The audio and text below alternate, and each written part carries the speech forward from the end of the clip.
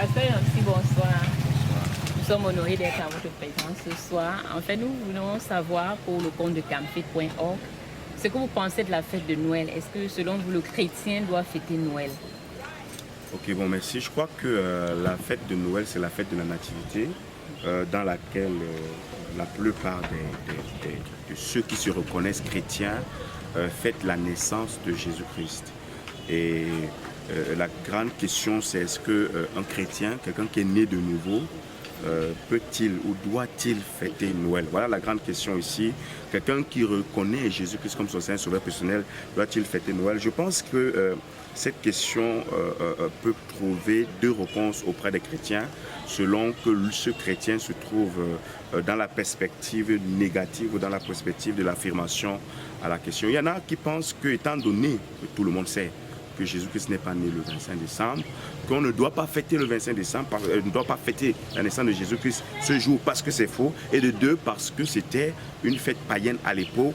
Alors participer à la fête de Noël, selon eux, c'est comme participer à l'adoration de ce Dieu qui était, ou alors de cette fête païenne qui était faite en ce moment-là. Mais il y a un autre type de chrétiens qui se disent, ok, c'est vrai, il n'est pas né le 25 décembre, mais il est quand même né un jour.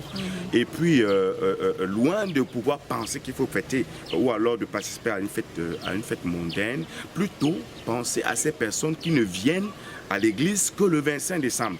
Alors pourquoi ne pas leur donner l'opportunité de venir et de leur prêcher l'évangile, surtout que lorsque nous allons vers eux, ils nous repoussent. Lorsque nous allons faire les portes à porte, ils ne nous ouvrent pas les portes chez eux.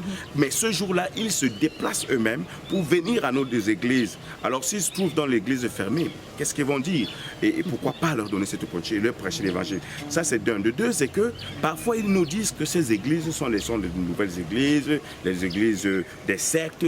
Et ce jour, ils sont en train d'aller dans leurs églises, je ne sais pas, les églises entre guillemets dites traditionnelles, et voient que nos églises sont fermées. Ils se disent, nous avons bien dit que ces gens ne sont pas les églises. Comment est-ce que le 25 décembre, ils ne sont pas là? Comment est-ce que leurs portes sont fermées? Et là, ça donne un mauvais témoignage inutile vis-à-vis de nos églises. Pourtant, s'ils disaient, ah, donc eux aussi fêtent le 25 décembre comme notre église, c'est-à-dire qu'ils peuvent facilement s'identifier à nous, et c'est déjà un point que nous marquons à leur endroit. Moi, je suis donc de ceux qui pensent qu'il faut donner, tendre ou alors recevoir la main, que ces gens nous tendent le 25 décembre en venant dans nos églises. Il faut saisir l'opportunité. La Bible dit qu'il faut prêcher à temps et à contre-temps, à saison et à toute saison, à contre-saison. Donc moi, je pense qu'il faudrait, en tant que chrétien, saisir cette opportunité, et même si c'est une seule âme qui vient ce jour-là, qu'on n'avait jamais eu l'opportunité de pouvoir prêcher l'évangile, de lui prêcher l'évangile. Donc il faut ouvrir les portes et pouvoir prêcher l'évangile le 25 décembre. La preuve, c'est que le 31 décembre,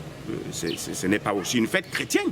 Nous avons également adopté le 31 décembre où nous faisons les cultes, où ils viennent aussi. Donc pourquoi donc refuser de pouvoir fêter le 25 décembre? Mais faut-il donc fêter le 25 décembre? Je crois plutôt qu'il faut fêter la nouvelle naissance et prêcher que ce Jésus qui est né physiquement un jour, quoi que ce soit pas le 25 décembre, peut naître dans un cœur ce jour et lui donner la vie éternelle. Voilà ce que je crois. Merci. Merci, merci.